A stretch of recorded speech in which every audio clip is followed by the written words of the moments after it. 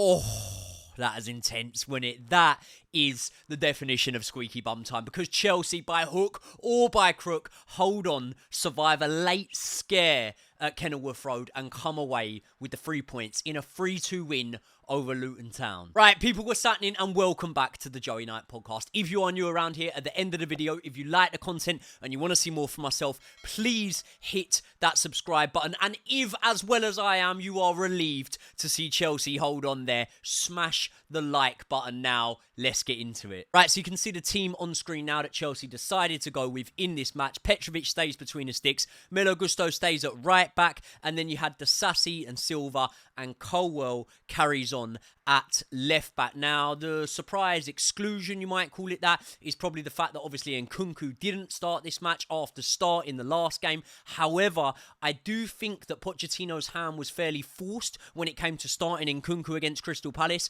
I think had it not been for an injury and suspension crisis that we were going through and still are going through, Nkunku probably wouldn't have started that match. I think Nkunku would have been a little bit more easily eased in, I should say, into the starting lineup. But our hand was forced. We started him in the Palace match, and that's why, although at a glance it might raise an eyebrow, I wasn't massively surprised to not see Nkunku start this game. What I was a little bit more surprised about was to see Broha and Jackson both starting, but not as a typical two like we used to see back in the days up front. Jackson was moved wider out, and I'll speak about Jackson's performance. I actually think that this wider role maybe suits Jackson a little bit better, but it does then beg the question, is Jackson a better option in those wider positions? Noni Madueke, the man that won the match for us against Crystal Palace, winning the penalty, converting the penalty, started on the right wing, and it proved a good move. And obviously, Broha through the middle. Let's get into the match itself. Now listen, coming into this game, I was nervous. We've seen some decent teams struggle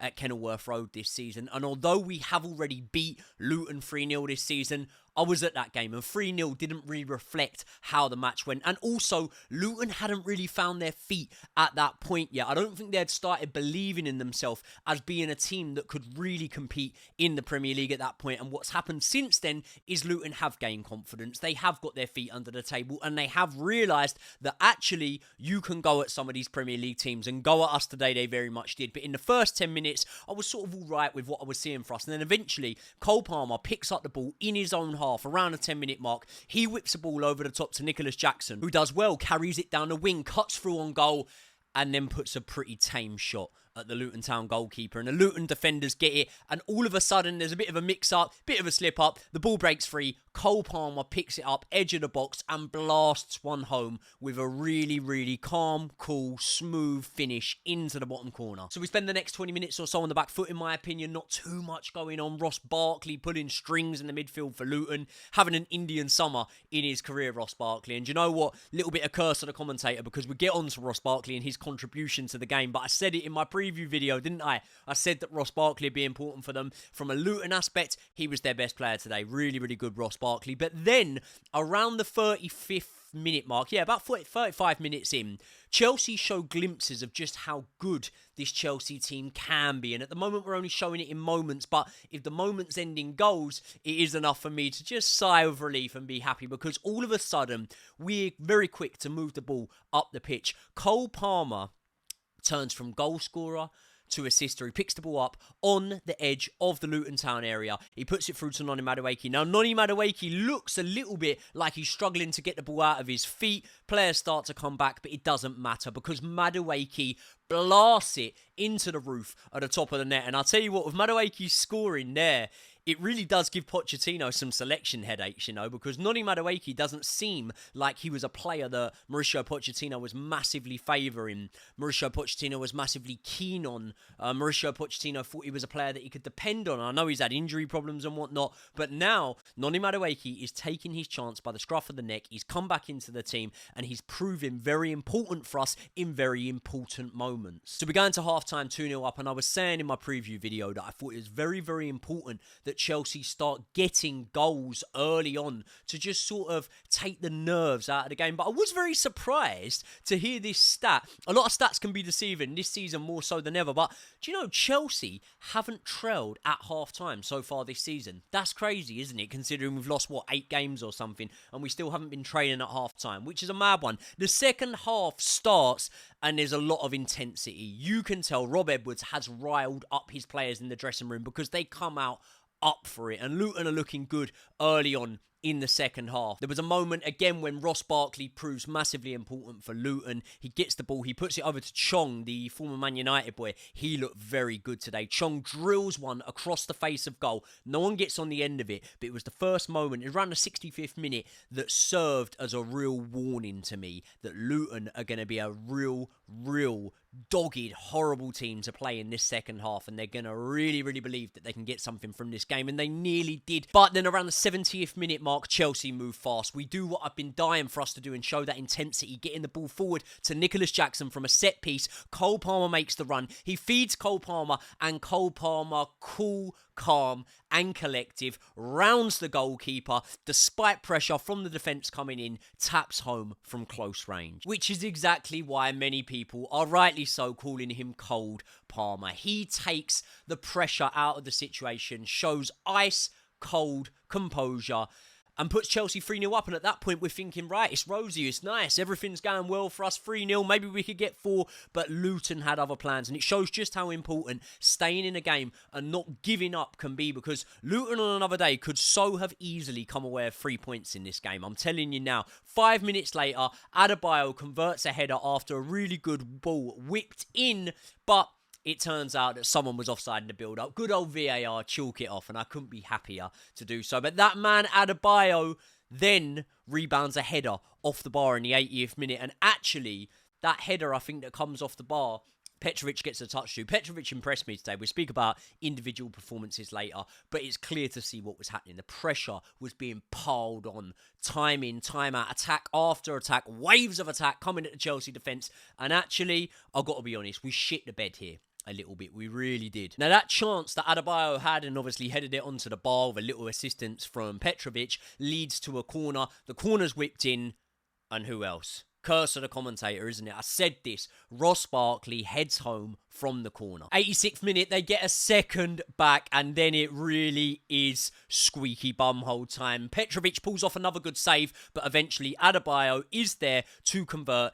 into an empty net. And then the last few minutes, sort of 10 minutes or so, because there was 5-6 minutes of extra time at the end of the game, are so nervy for Chelsea. I really thought that Luton were going to at least get an equaliser, but by hook or by crook, we did hold on. And listen, as much as we can be negative, and we will go into the negatives about this performance and about the way that, in my opinion, we did shit the bed, we did lose our bottle a little bit when it most mattered, in terms of not conceding the goal that cost us the 3 points, we did hold our nerve. We rode our luck as well at times, you know. And what I would say is, when you look at Luton, they had 1 goal disallowed, hit the woodwork twice, and constant pressure in that second half. On another day, they could have so easily beat Chelsea. But on another day, they could have so easily beat Arsenal at Kenilworth Road, who only came away with the 3 points from a last-minute winner. So when you look at that performance, and you look at how Chelsea did here today, I don't think you can put the caution in it too much. I have got to give praise to Luton, though, man.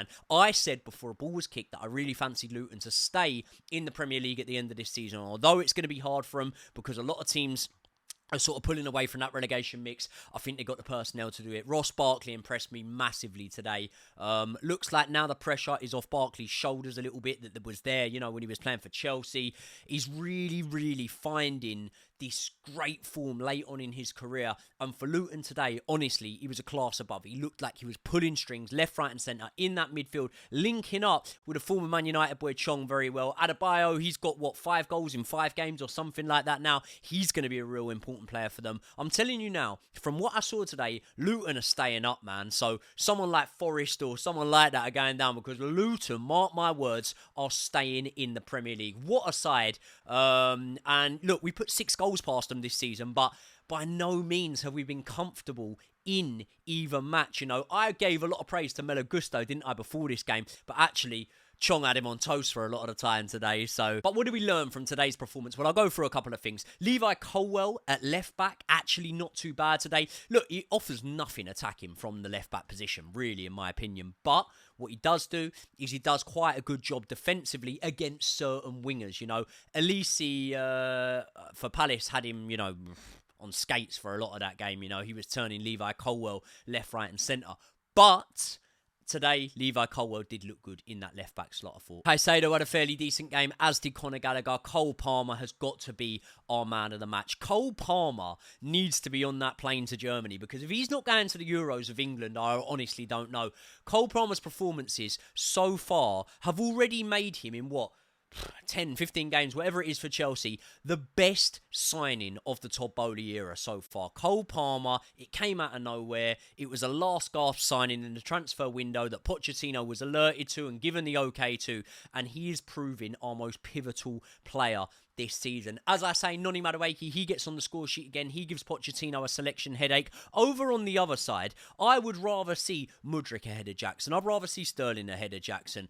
But what I can't deny is Jackson looks better as a winger, And at Villarreal, he played more often as a winger than he did as a centre-forward. He had a real purple patch at Villarreal in centre-forward, and that's why Chelsea ended up bringing him in. But actually, Jackson does look better as a winger. Is he better than the options we have on the wing? I don't believe he is, to be honest. I think Sterling's better than him. I think Palmer, when you move him out wide, Mudryk, Madueke, whoever, I think they're better than Jackson there. But you can't deny that Jackson was important for us today. Jackson got an assist today, and Jackson did a solider job as I could have hoped from him today. So on the wing, Jackson definitely looks more comfortable. If we're going to see him, I'd rather we see him there. One man we did see a showing from today was Amanda Broha. Now, he was obviously replaced by Christopher Nkunku towards the end of the match or around the hour mark or whatever.